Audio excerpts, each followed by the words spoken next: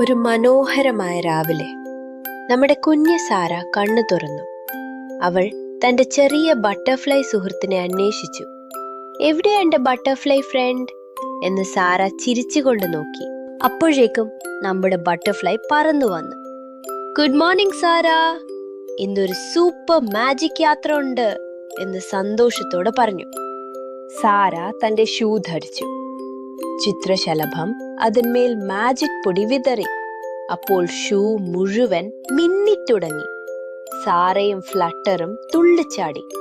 ചിത്രശലഭം പറഞ്ഞു, ഇനി നിനക്ക് പറക്കാൻ കഴിയും. അയ്യടാ, സാറയ്ക്ക് സന്തോഷം അടക്കാൻ കഴിഞ്ഞില്ല. അവർ പൂന്തോട്ടത്തിലേക്ക് നടന്നു. സാര, നമ്മൾക്ക് പറന്നാലോ? ബട്ടർഫ്ലൈ ചോദിച്ചു. സാറയും ചിത്രശലഭവും പറക്കാൻ തുടങ്ങി. മേഘങ്ങൾക്ക് മുകളിലൂടെ പറന്നു. ഹഹഹ എന്ന് സാറ ചിരിച്ചു. സാറക്ക് പറക്കുന്നത് നൃത്തം ചെയ്യുന്നത് പോലെ തോന്നി. ചുവന്ന മഴവില്ലിലൂടെ സ്ലൈഡ് ചെയ്യാം എന്ന് ചിത്രശലഭം പറഞ്ഞു. സാറയും ചിത്രശലഭവും മഴവില്ലിലൂടെ താഴേക്ക് പാഞ്ഞു. എത്ര രസമായിരുന്നു എന്നറിയാമോ കുട്ടികളെ? ചിത്രശലഭം സാറെ ഒരു മാജിക് വാക്ക് പഠിപ്പിച്ചു. Bloom Bloom.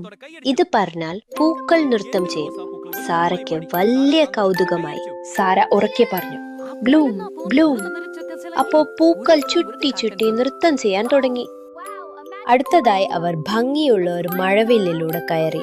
മേഘങ്ങൾക്ക് മുകളിൽ തിളങ്ങുന്ന ക്രിസ്റ്റൽ കൊട്ടാരം കണ്ടു. കൊട്ടാരം മുഴുവൻ വജ്രം പോലെ മിന്നി നിന്നു. ആ കൊട്ടാരം ക്ലോൺ രാജകുമാരിയുടേതായിരുന്നു. അവൾ സ്നേഹത്തോടെ അവരെ സ്വീകരിച്ചു. സാരയും ചിത്രശലഭവും സന്തോഷത്തോടെ ചിരിച്ചു. അവൻ അവർക്കൊരു മാജിക് ഫ്രണ്ട്ഷിപ്പ് ബ്രേസ്ലെറ്റ് നൽകി. അത് മുഴുവൻ വെട്ടിത്തിളങ്ങുന്ന ക്രിസ്റ്റലുകളായിരുന്നു. സാറക്കും ചിത്രശലഭത്തിനും ഒരുപാട് സന്തോഷമായി.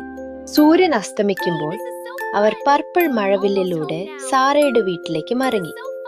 ആകാശം മുഴുവൻ ഓറഞ്ചും പിങ്കും നിറമായി. എത്ര മനോഹരമായ യാത്ര!